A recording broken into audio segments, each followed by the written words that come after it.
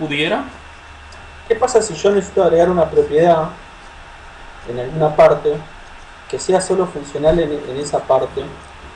O sea, yo no podría aplicar este concepto porque correría el riesgo de romper alguna otra parte. ¿Como cuál? O sea, tú lo que quieres es agregar una propiedad donde aquí en un tipo factory. Claro, en alguna parte del código. Pero ¿qué código? eh, El tipo factory. por ejemplo, claro. Pero Bueno, si si yo lo quieres, agrego ahí es funcional en todo el programa. O entiendo mal. tú dices si le asocias a Repo Factory propiedades aquí, ¿verdad? No, no, acá vamos al otro, donde agrupás las propiedades. Oh, ok. O sea, es realmente aquí donde tú quieres llegar. Espérate un momentito. Repo Factory 2. Exacto. Espérate un momentito. Ok. Este de aquí. Perfecto. ¿Y tu pregunta es? Bueno, yo acá agregaría una propiedad más que haga, no sé, algo. ¿No? No se me ocurre ahora qué. ¿Y por qué tú lo harías aquí? Recuerda que esto viene generalmente en una librería. O sea, cuando tú estás haciendo tu programa, ¿verdad? Tu asignación. Tú generalmente haces uso de librerías, ¿verdad? Sí, Generalmente cuando el código está en una librería, debe ser respetado. ¿Ok? O sea, si vamos a suponer que tú estás trabajando aquí en tu programa principal o en tu librería, que es la de Esteban, ¿verdad? Tú sí, realmente no debes de venir aquí porque esto lo desarrolló otra gente. O sea, muchas otras personas pueden estar haciendo referencia a esta librería que desarrolló Sebastián, ¿verdad? sí, Entonces, trabajando aquí, modificando este código, ¿verdad? Tú estás básicamente corriendo el riesgo de romper código que está referenciando esta librería de otras personas, ¿verdad? Y para eso fue que hablamos del patrón este de básicamente tú lo que creas es un wrapper y le asocias cosas que tú necesitas, ¿verdad? Pero no tocas exacto. el código inicial. O sea que realmente tú no debes de tocar nada aquí. Esto es de Sebastián. Sí. O sea, O sea, yo código necesito lo de Sebastián y algo más. y algo más. Y en ese Ok, caso pero harías algo así como lo que estamos discutiendo al principio, ¿no? O sea, esto que está aquí. Vamos a ver si lo pongo aquí de nuevo. Algo así como esto que está aquí, ¿verdad? En tu código, esto es aquí, en tu código, esto eres tú, Esteban, ¿verdad? Tú básicamente vas a referenciar, ¿verdad? Vas a crear este IFI que está aquí, que le vas a pasar, ¿verdad? El objeto ese que te devuelve la función de Sebastián y le vas a sumar todas sí, las cosas que tú quieres aquí ahora y lo vas a retornar, ¿verdad? Y lógicamente se lo sí, vas a sí. asignar en tu contexto, ¿verdad? Le vas a asignar el resultado. Y ese resultado va a tener todas las cosas adicionales que tú adicionaste aquí, ¿verdad? Incluyendo el closure adicional que vas a crear aquí, de estas variables privadas. Pero no vas a tocar nada de lo que hizo Sebastián. O sea, otros desarrolladores que están referenciando el código de Sebastián no van a ser afectados. Esta es la forma de extender, ¿verdad? Está Lo que ha claro, Mario. desarrollado otra gente. Ahora sí, ahora me quedó claro. Perfecto. Entonces, bueno, esto que hemos visto hasta ahora es lo que tiene que ver con patrones de diseño de creacionales, ¿no? Entonces, vamos a ver los patrones de diseño que tienen que ver con estructura. Hablamos de tres tipos, ¿no? Que son los más importantes en JavaScript. Hay muchos más. Que si ven esos libros que le acabo de decir, van a ver que hay muchos más patrones de diseño. Ahora yo he escogido lo que son más comunes, para los problemas más comunes en JavaScript, ¿verdad? Entonces, bueno, si me dan un minutico para tomar un poquitico de agua, ¿ok? Enseguida estoy con Sí, ustedes, amigo. te comíamos un mate, Mario. ¿Eh? ¿Un ¿Querés mate? un mate? Tenemos acá. No, si me tomo un mate, entonces sí es verdad que tomamos 2 horas más, ¿viste? Deme un minutico, espera. Sí. Ok, Mario.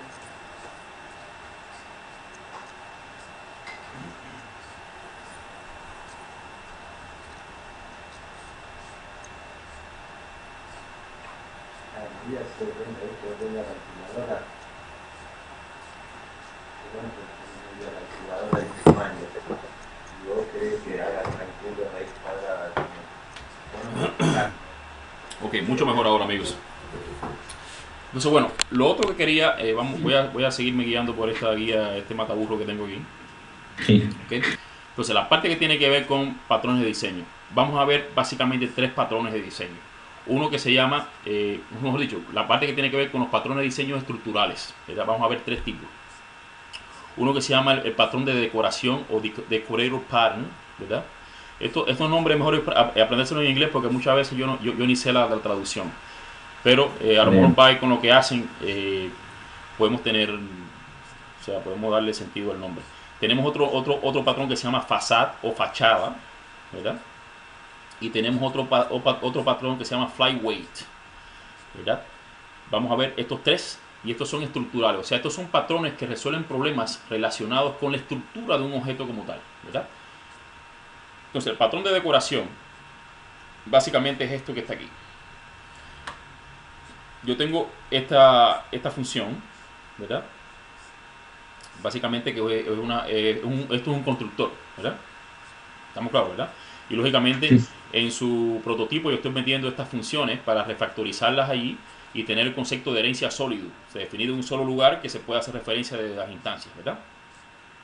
Pero sin embargo, esto lo desarrolló Sebastián, ¿verdad?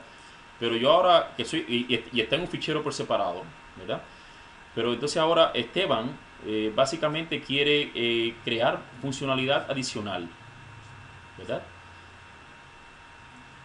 Relacionado con ese constructor. Esto es muy parecido o resuelve un problema similar a lo que es la extensibilidad. Lo único que la extensibilidad básicamente se resuelve de una forma más dinámica, ¿verdad? Entonces básicamente lo que estoy haciendo aquí, ¿verdad?, es creando otra función adicional, ¿verdad?, que se llama notify, ¿verdad? Fíjate que esta función notify no es parte de task, ¿verdad? Yo estoy creando un objeto urgent task que va a estar basado en task, ¿verdad? Pero básicamente lo que le estoy asignando es básicamente un notify, otra función. Porque recuerda que en JavaScript tú puedes definir cosas on the fly, aun cuando ya está ya definida, a runtime, ¿verdad? Y lógicamente puedo inclusive redefinir. Aquí estoy sobreescribiendo la definición de safe usando la función notify que creé para lo que yo llamo una tarea de urgencia, ¿verdad? Exacto. Ahora, si yo hago esto, ¿verdad?, una vez en mi programa, está bien, me va a resolver. Vamos a suponer, si tengo una sola tarea de urgencia no hay problema, pero si tengo muchas tareas de urgencia, es un problema, porque cada vez que tengo que crear una tarea de urgencia tengo que hacer este pedazo de código, ¿verdad? Entonces, cuando estamos en este caso de que tenemos mucha necesidad de muchos objetos de un mismo tipo, ¿verdad?, es importante hacer otra regla de oro, escribir una sola vez el código, ¿verdad?, de forma tal que pueda reutilizarlo muchas veces, ¿verdad? Entonces, en este caso simplemente lo que estoy haciendo es, se lo estoy agregando al prototype, ¿verdad?, al prototype de Urgent Task. Básicamente lo que estoy es agregándolo en el prototype de forma tal que lo tenga que definir una sola vez, ¿verdad? Y una vez que instancie por allá abajo, puedo instanciar ahora múltiples veces Urgent Task, que siempre voy a tener acceso a Notify, porque está incluido en el prototipo, ¿verdad? Sí. Y esto es lo que estoy haciendo aquí. O sea, aquí lo instancio una vez, pero puedo instanciarlo 1000 veces y no tengo que repetir lo mismo que hice allá arriba. Ese es el concepto de decorator. Y es muy parecido a lo que vimos anteriormente acerca de cómo extender un revealing module, ¿verdad? Un módulo. Lo único que en el caso de este patrón tenemos, es muy parecido al revealing prototype pattern, ¿okay? Porque tenemos también herencia incluida, ¿verdad? Pero es una forma alternativa. O sea, una vez que yo tengo definido un objeto, o sea, un objeto que definió Sebastián, yo puedo enriquecerlo de esta forma. Y puedo enriquecerlo de una forma que inclusive puedo heredar de lo que yo adiciono. O sea, las instancias que yo creo de mi nueva... Estoy como que haciendo una subclase, ¿verdad?, a través de este mecanismo. No sé si me hice explicar en este sentido, amigo. Sí, Mario. Sí. O sea, en el caso de los patrones de diseño estructurales, hay dos problemas generalmente que se quieren resolver. Uno es adicionar funcionalidad y el segundo es simplificar, ¿verdad? Este que acabamos de ver es el decorator pattern, que es básicamente adicionar funcionalidad. Y decorero significa decoración, o sea, como que estoy adicionando cosas, ¿no? A runtime. Entonces, el otro patrón es el que tiene que ver con fachada, o sea, que es la fachada. O sea, este es el caso clásico de simplificar la funcionalidad. Imagínate que yo tengo un API, ¿verdad? Un API que creó Sebastián, pero que es un API muy compleja, muy granular, ¿verdad? Y realmente para hacer una acción única que yo hago en mi código, yo tengo que invocar 7 u 8 métodos de la API de Sebastián. Y lo voy a tener que invocar siempre en la secuencia, en la misma secuencia. O sea que realmente para mí tendría mucho sentido simplificar este API porque me va a simplificar mucho mi código. Voy a escribir mucho menos y va a ser mucho más legible, ¿verdad? Ese es el concepto de fachada o el patrón de diseño de fachada, que básicamente imagínense una fachada de un edificio, ¿no? O de una casa. Puede estar bien nítida, ¿verdad? Bien linda, pero una vez que tú entres, lo que puede haber por ahí para adentro es un desorden terrible, ¿no? Sí. Esa es la idea. La idea es simplificar, o sea, la interfase que ofrecemos al mundo exterior, ¿verdad? O sea, la idea es que yo como usuario del código de Sebastián, voy a simplificar el API que me está dando Sebastián para poder hacer mi código más legible. No es Sebastián, soy yo, Esteban, ¿no? que va a usar el código de Sebastián, ¿verdad? Y yo digo, esta API de Sebastián es muy granular para mi propósito y yo para no tener que escribir tanto código, porque soy lazy, soy haragán, quiero también que los usuarios de mi código tengan más legibilidad de mi código, yo voy a crear una fachada. Y a eso es lo que se refiere Entonces fíjate que en este ejemplo que yo tengo aquí, de la misma forma yo defino mi constructor, ¿verdad? Y tengo un servicio, ¿verdad? Que básicamente hace uso de este objeto o de las instancias de este constructor, ¿verdad? Un servicio. Pero fíjate que este servicio que le paso variables de tipo task, ¿verdad? Del objeto tipo task, que son las instancias de este constructor o que devuelve esta función, tiene 4 pasos, ¿verdad? Pero sin embargo yo no necesito todos esos pasos, ¿verdad? Por ejemplo, cuando yo voy yo simplemente necesito un paso, que siempre va a ser la misma secuencia, complete and notify. O sea, voy a completar y notificar a la misma vez. Y lo quiero hacer en una frecuencia que sea exacta. Yo sé exactamente cómo siempre se va a hacer. No quiero inclusive que cometer algún error, ¿verdad? Al usar la API porque inclusive yo mismo como desarrollador puedo equivocarme. Quiero estandarizarlo, quiero que sea igual para todo mi código.